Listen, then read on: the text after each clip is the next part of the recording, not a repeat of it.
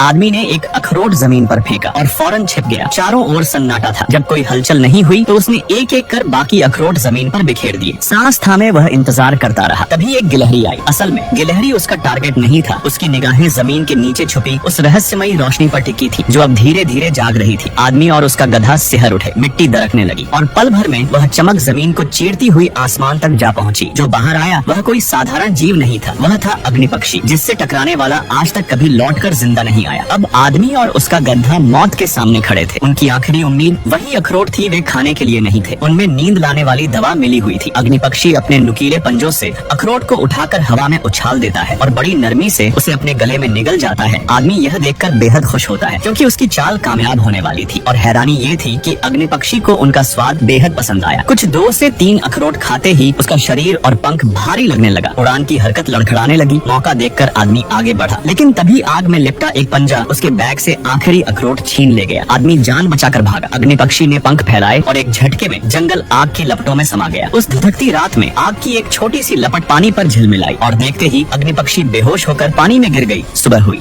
किसी तरह आदमी ने अग्निपक्षी को तार की जाली में कैद कर लिया था। जलता हुआ परिंदा उसे घूर रहा था। तभी उसकी आंखों से एक आंसू टपका। ऐसा लगा जैसे वह बिना शब्दों के आजादी की भीख मांग रहा हो।